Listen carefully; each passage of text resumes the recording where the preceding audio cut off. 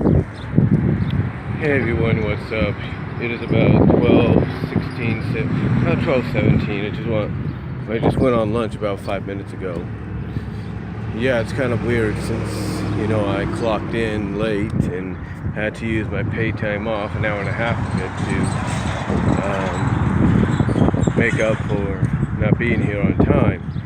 Basically, long story short, you see these roads here? Well, the road that leads towards where I live is being worked on. Thus, a lot of us that take the bus, a lot of us that go to the bus stop that's in that vicinity have to go a few streets down to another bus stop to get picked up. Now, for the past 2 days, this bus had been picking us up around 7:40 or something like that, but I guess today it decided to come on time, and thus I ended up missing it and being late. And well, long story short, I had to leave at 9 to make sure I made my bus this time. So, but then the bus ended up being 3 minutes late anyway, so go figure. Anyway, though, that's not really what I'm here to talk about, even though I've just spent about almost a minute and a half talking about it. I'm here to talk about this merger that's happening, this potential, if not already done deal of a merger between AT&T and Time Warner, and potentially how it can influence maybe Comcast having a similar merger with Fox. And for those that are worried, how it will affect, or basically how it will come into play when it comes to the now repealed net neutrality. In other words, how will it influence the ISPs to do what a lot of people fear? And quite frankly, I don't think it's really going to do anything at first. I mean, if you look at this merger between AT&T and Time Warner, and then later on, and then possibly Comcast and Fox if Disney doesn't work something out. If you take a look at these potential mergers from a non-internet, non-ISP standpoint, you may notice that there is some potential there. You may notice that there's not only potential, but there's possibilities of, different, how would I put this? There's potential and possibilities of getting more than what you bargained for.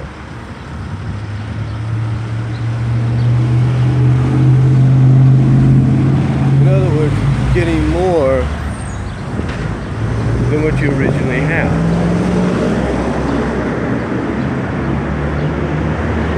That's the possibility.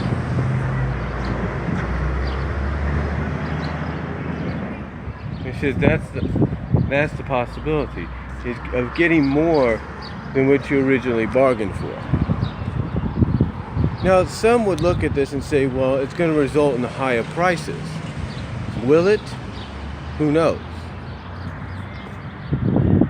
We can't really say what's going to happen. We do know that when Time Warner releases stuff, or AT&T distributes stuff, it's going to be under, let's put it this way, when Time Warner distributes stuff, it's going to be under the influx of saying Warner Brothers Pictures or Time Warner whatever, and then it's going to say underneath an AT&T company, just like it says with Universal. It says Universal. Every time at the beginning of the movie you see the Universal intro, but then underneath it says a Comcast company.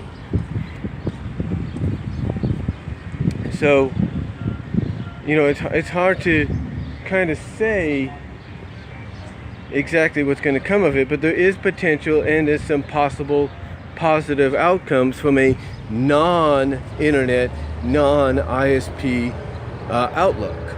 There really is. But then again, and this could also be said for either the Disney or the Comcast one.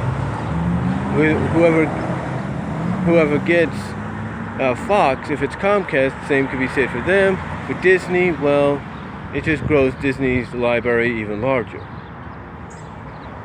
But what about its effect on net neutrality? What about its effect on the internet?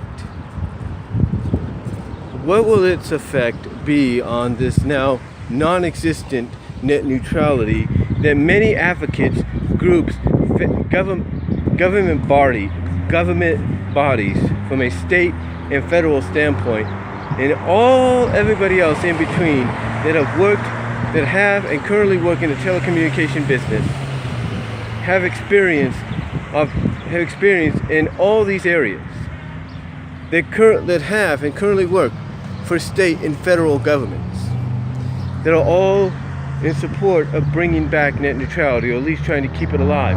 A lot of them that want to bring attention to the fact that what happened was not right. What happened was somewhat illegal.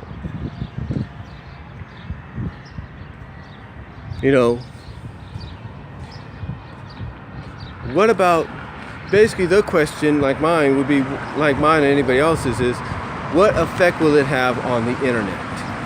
What will the effect, what will the outcome be? And quite frankly, right now, just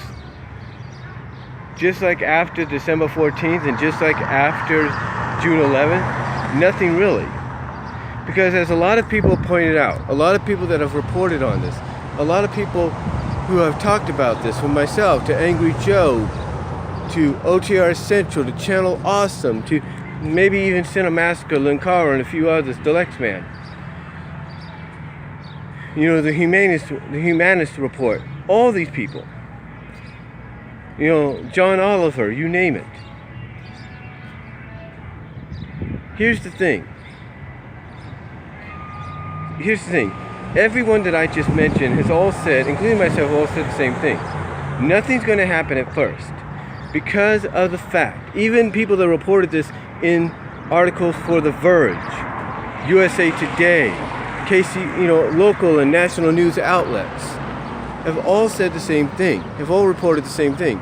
Nothing's going to happen at first. The reason being is because there's still a lot of litigation and whatever it's called, basically a lot of legalness, a lot of legal situations to go back and forth. Litigation, legislation, all that. I think so, yeah. Legislation, litigations, all that still have to be sorted out. Because basically, you have all these people that want net neutrality back, all these groups and all that I've mentioned, that pretty much are pointing out the fact that what Ajit Pai wanted and had done is not right and it's illegal, and there's many bits of evidence that prove that. I mean, heck, Ajit Pai was on CBS this morning, back on Monday, and you could tell that the anchors there, the morning anchors there, the people that were talking to him in that group, in that little interview, in that group interview, you could tell that they were not buying a single word that he said. You could tell that the people at CBS this morning could see that Ajit Pai was not giving them a straight answer as to what was going on. And why? Because even Ajit Pai and those that supported this to happen know that what they probably did was not necessarily legal itself. I mean, they come out and say, oh, what states are doing to get their own net neutrality bills going are not right. It is illegal. Well, I think in a sense they say that because they know what they did is somewhat not legal as well. But getting back on point here, what does this have to do with net neutrality? What does this merger have to do with what I'm saying? It's real simple. It just like after December 14th and June 11th, it's not going to have much effect. Actually, what it's going to do is put an even bigger target on these companies. AT&T and Time Warner were already being looked at as two companies that might try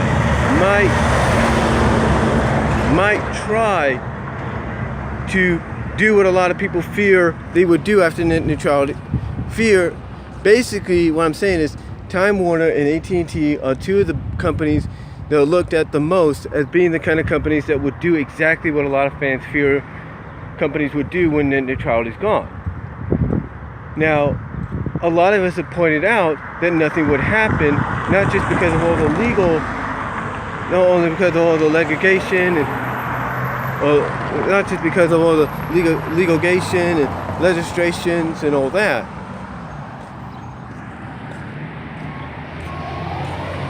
but mostly the fact that the reason nothing's happening, not just because of all that, because these companies know that if they try to even change the tiniest, slightest thing,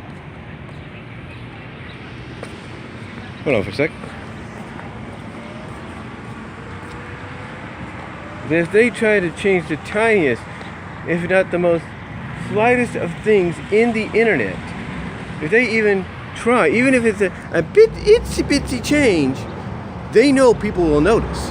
They know a lot of these groups, advocates, government bodies, and all that I've mentioned that want to fight to bring that are fighting to bring net neutrality back, and basically everybody has to admit have a good case in bringing it back, a good case to win in bringing it back.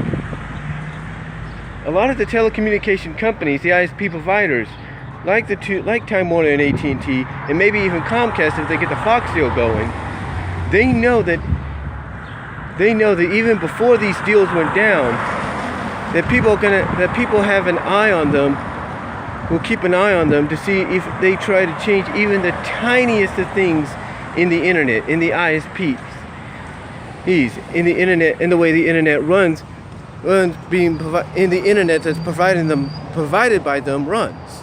That's what I'm trying to say. They know people will know. They notice all these people, all these groups and everything will notice something's wrong, even by the tiniest, slightest change. And now, when you add in these possible mergers as done deals, they know that it makes them an even bigger target than ever before. Because you think people are going to keep an eagle eye on them now? You think people are going to keep an eagle eye on them now? You just wait till these mergers come to be. Because once these mergers happen, those eagle eyes will be even more so. I mean, these companies will have more eyes on them by these groups that support and want to bring back net neutrality. They know these mergers will put an even bigger target on them when it comes to that. Which is why it's going to probably take even longer for anything to happen should net neutrality stay repelled.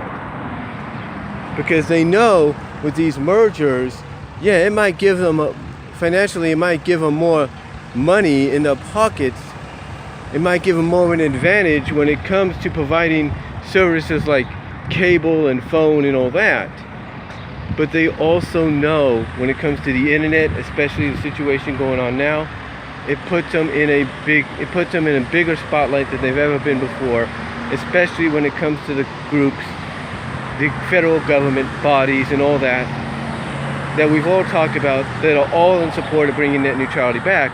They know it puts them under a bigger microscope and a bigger spotlight because, again, like I said, you think they worry about the fact that if they do just the slightest change here and there, that they don't realize that these people, these groups, these advocates, these government bodies, they won't notice it. They won't even notice the slightest of changes. They will. They will notice the slightest change. You know, they will notice the slightest of changes, even if it's by the tiny itsy bitsiest of it. They will notice. And now, when you add in these mergers, it makes them an even bigger target because even if they try something, even if they try to do a change, you think, I'll put it this way, beforehand, people would have been on, all these groups and advocates and all that, they would have been on them They would have been on AT&T and AT&T and Time Warner and Comcast, just like that. They would have been on it. But now, with these mergers possibly happening, if not already done, it'll be even quicker. It'll be like, just like that. They'll be right on them if they try any kind of change. And that's why you don't see anything right now. That's why you're not seeing anything right now, because they know that. Even after these mergers go through, if they go through, if not already, they know they can't do anything, not just because of all the litigation and legislations and all that, and all these people doing all these things to protect net neutrality and protect a true open and free internet. But they know their mergers, these mergers are going to make, it's going to put a big old target right on the back. And it's going to make them more acceptable. See, the point is, and I know it sounds like I'm rambling, the point is, from a non-ISP perspective, these deals might be great for entertainment and all that. From an entertainment perspective, from a non-ISP perspective, they might be great.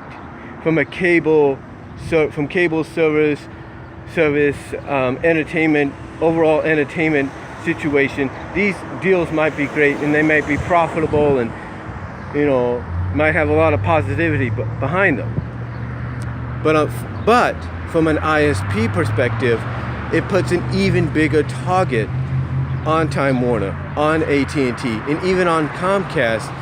Because if you think people had to watch for the groups and all that I've mentioned that want to bring back net neutrality and have good cases to bring it back, don't have an eagle eye on them now, or already, if they try even the slightest of changes, this will make it even worse for these companies to try anything, because that watchful eye, that eagle eye, will be more closely looking at them under an even bigger, more advanced microscope than what they have right now.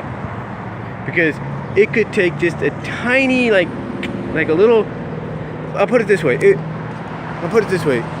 what AT&T and Time Warner and possibly Comcast are putting themselves, the situations they're putting themselves into right now, it's kind of like when you put a screw into something to fix something or whatever, or put something together. It could take just the slightest turn, and by an eagle eye, a microscopic eagle eye, it can be noticed. It can and will be noticed. And guess what? That's exactly what will happen now. That's exactly what will happen now. They are basically through these deals, these mergers, especially from an ISP standpoint and perspective, are putting themselves under that microscopic eagle eye, to where even if they try just the slightest thing, like they just turn a knob or turn a screw, just once, it will get noticed. I'll give you an example. Remember the movie Cats Don't Dance? Remember that bodyguard of Dollar Dimples called Max? He was in another part of the building towards the end of the film, and he heard that little penguin character, I think his name was Pudge or something like that, step on a twig, and Pudge was on another side of the building, or another far part of the building, and yet Max heard that, and he was like on this side. That's exactly, in a sense, that's exactly what it's going to be like for these companies now. Or even when Dollar Dimple, when she fell through that trap door, yelled for Max, and he heard her, and he was floating on that Dollar Dimple balloon all the way into France. That's what it's going to be like. That's what it's going to be like for these companies. And they just don't realize it. They may think it's going to be a positive merger. Yeah, from a non-ISP perspective, yes. But when it comes to ISPs and people wanting net neutrality back, it's going to put them under such a microscope that, like I said, those two examples, right, with those two examples there, all they need to do is make just a teeny little noise. Take a teeny little, like this. and people will hear it. That's basically what it's going to be like. Them stepping like that. And someone could be like all the way down there towards the highway, and they'll hear that. That's basically what it's going to be like now for them when it comes to these groups. And they know it. That's why they're not going to do anything until things are settled. Because you know what? They may not be able to do anything now because of the fact that after these elections are done, all this repeal of net neutrality may be for naught. And in the long run, when one thinks about it,